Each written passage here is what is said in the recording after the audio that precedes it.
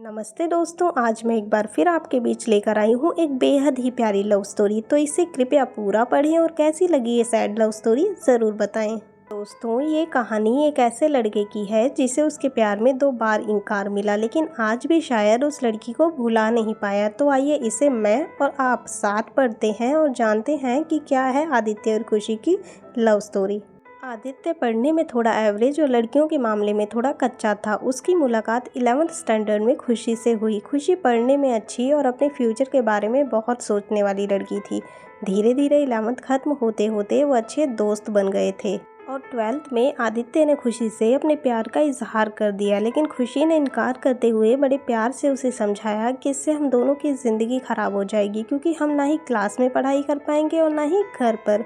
आदित्य को खुशी की बात थोड़ी बुरी लगी, लेकिन फिर उसे समझ में आ गया कि खुशी सही कह रही है और उसने अपने फ्यूचर और पढ़ाई पर फोकस करना शुरू कर दिया। और अब आदित्य किसी भी लड़की से बात नहीं करता था, यहाँ तक कि खुशी से भी नहीं, क्योंकि उसे लगता था कि वो जब भी खुशी से बात करता है तब उसे अच्छा नहीं लगता था, क्योंकि कुछ दिन पहले तक खुशी उसकी क्रश थी और आज वो उसे रिजेक्ट कर चुकी थी। और आदित्य इन सब बातों को नज़रअंदाज करते हुए अपने इंटरमीडिएट की परीक्षा में मेहनत करके पूरे स्कूल में फर्स्ट आ गया। बाद में आदित्य दिल्ली के एक कॉलेज से बीटेक करने लगा और वहाँ भी वो किसी लड़की से बात नहीं करता था, क्योंकि खुशी ने उससे जो भी बातें कही थी कहीं ना कहीं उसके दिल में बैठ गई थी। और जब भी उससे कोई लड़की बात करने आती वो मुंह मोड़ लेता।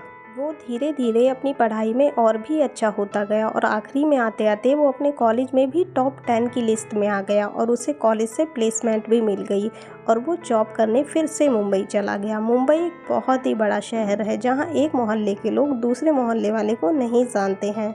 जब आदित्य ऑफिस गया तो उसे वहाँ खुशी दिखी, लेकिन अब खुशी के लिए उसके दिल में कोई जगह नहीं थी और इसलिए वो हर बार खुशी से चिपता रहता।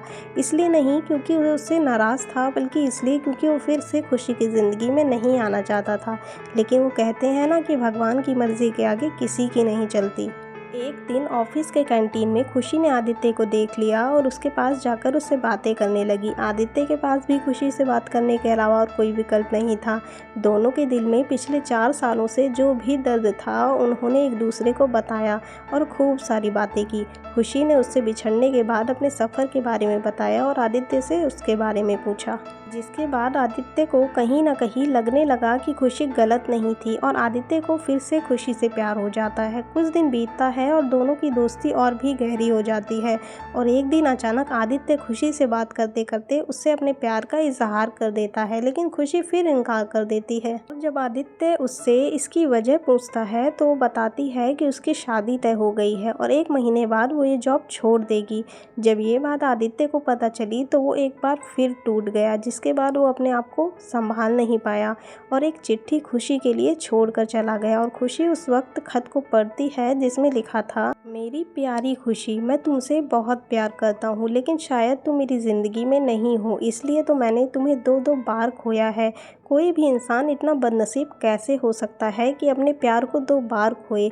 मैं नहीं जानता कि मैं तुमसे दूर रह के जी पाऊँगा या नहीं, लेकिन अगर तुम्हें किसी और से शादी करते देख लूँगा तो पक्का नहीं जी पाऊँगा। इसलिए मैं तुम्हें और इस शहर दोनों को छोड़ के जा रहा हूँ। शायद तुम मुझे भूल जाओ, लेकिन दूसरी बार मिलने के बाद मैं तुम्हें कभी भूल नहीं पाऊँगा। मैं भगवान से प्रार्थना करूँगा कि वो तुम्हें और तुम्हारे होने वाले पति को हमेशा खुश रखे। तुम्हारा प्यारा आदित्य। खत पढ़ने के बाद खुशी रोने लगी और आदित्य को बहुत ढूंढा पर वो कहीं भी नहीं मिला और बाद में खुशी ने अपने परिवार की खुशी के लिए अभिषेक से शादी कर ली। लेकिन खुशी को आज भी ये बात हमेशा सताती रहती है कि आदित्य कहाँ होगा और किस हाल में होगा। यहाँ तक कि उसे ये भी नहीं पता कि आदित्य जिंदा भी है या नहीं। एक तरफ खुशी अंदर ही अंदर घुटती रहती है, लेकिन दूसरी तरफ वो एक परफेक्ट बहू, परफेक्ट पत्नी और परफेक्ट माँ भी है, जिसे उसके परिवार वाले हमेशा प्यार करते हैं और हमेशा प्यार करते रहेंगे। हमें ये तो नहीं पता कि खुशी ने 12th स्टैंडर्ड में या जॉब टाइम पर आदित्य को ठुकरा के गलत किया है सही, लेकिन आदित्य ने ये साबित कर दिया कि वो खुशी से सच्चा प्यार करता था और इस बात का एहसास शायद अब खुशी को भी हो चुका था और इसलिए शायद आज तक खुशी अपने आप को माफ़ नहीं कर पाई है।